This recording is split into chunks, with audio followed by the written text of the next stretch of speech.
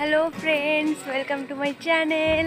আমি আজকে চলে এসেছি মায়াপুর মন্দিরে, ইসকন মন্দিরে। তো তোমাদেরকে কালকে আমি বলেছিলাম যে আমি মায়াপুর মন্দিরে যাব এবং গিয়ে তোমাদেরকে সেটা ব্লগ করে দেখাবো। দেখো চতুর্দিক দেখতেই পাচ্ছ কত সুন্দর লাগছে।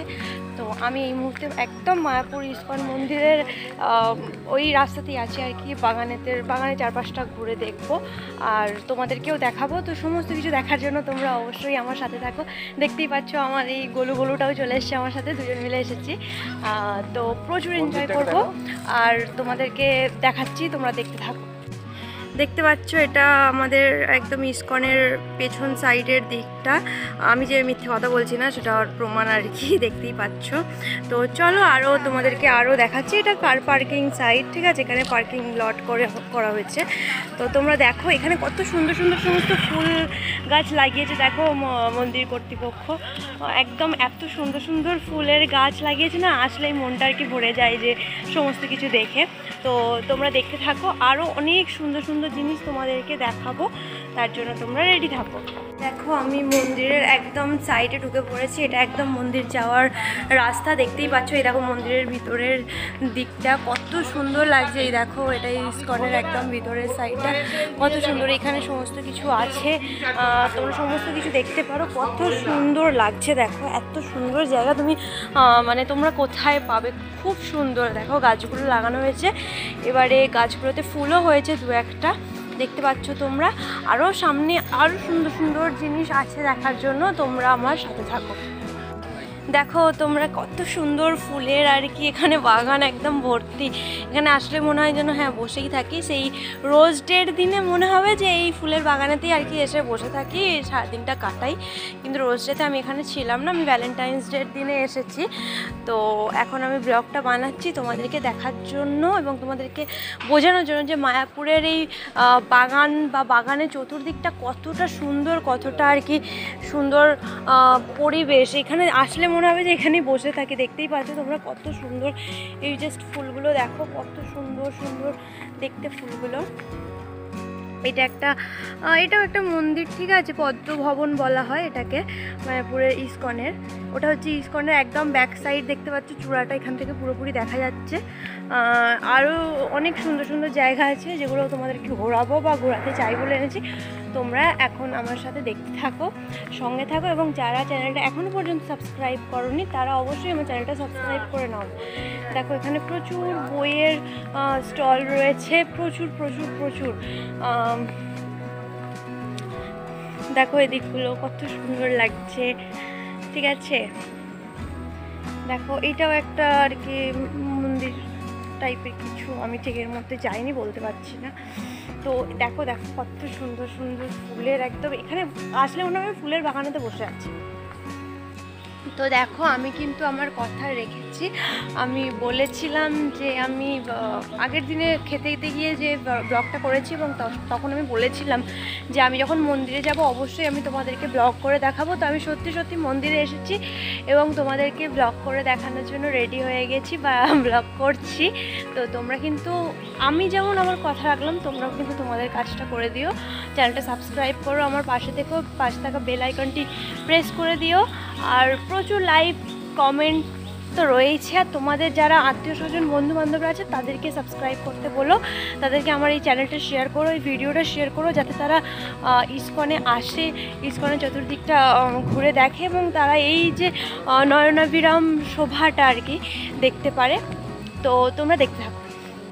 এই মুহূর্তে আমরা একদম ইসকনের বাগানেতে চলে এসেছি। প্রচুর পরিমাণে ফুলের গাছ, যদিও এই মুহূর্তে কম ফুল গাছ আছে।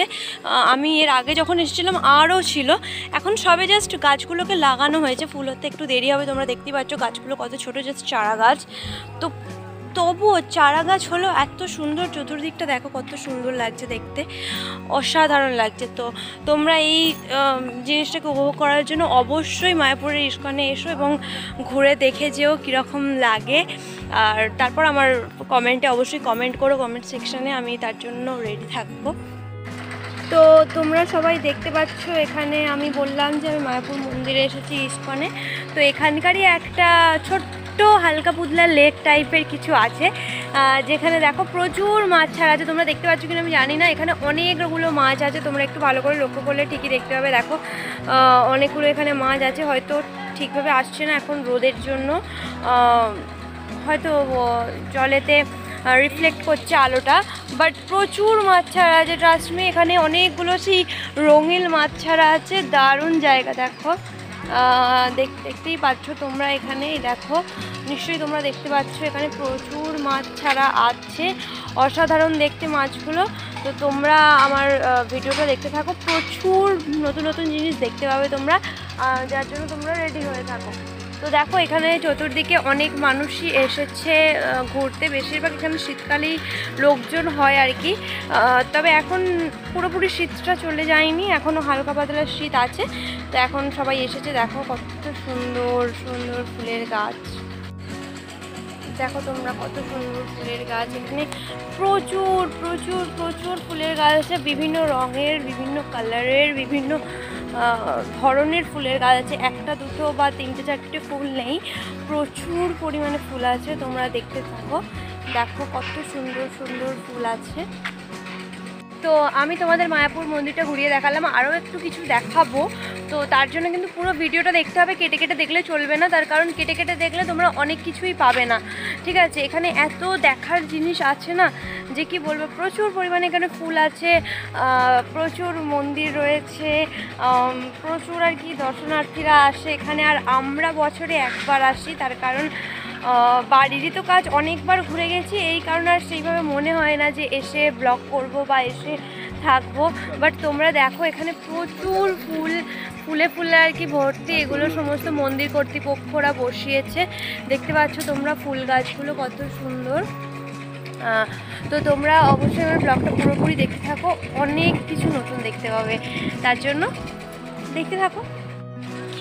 দেখো তোমাদের এইমাত্র বললাম প্রচুর ফুল, দেখতে পাচ্ছ তোমরা এখানে কত ফুল গাছ লাগানো আছে, কত রকমের ফুল গাছ লাগানো আছে। দেখো এগুলো বিভিন্ন রকমের ফুল গাছ, এগুলোতে হাত দেওয়া নিষেধ, বাট তোমরা দেখতেই পারো। দেখো কত সুন্দর, এই একটা ফুল দেখো কত সুন্দর লাগছে, জাস্ট দারুণ দেখতে লাগছে। দেখো কত সুন্দর, চতুর্দিকে ফুলে ফুলে আর কি ভর্তি হয়ে আছে।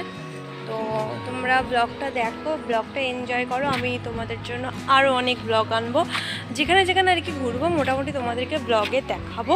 তো তোমরা তার জন্য রেডি থাকো।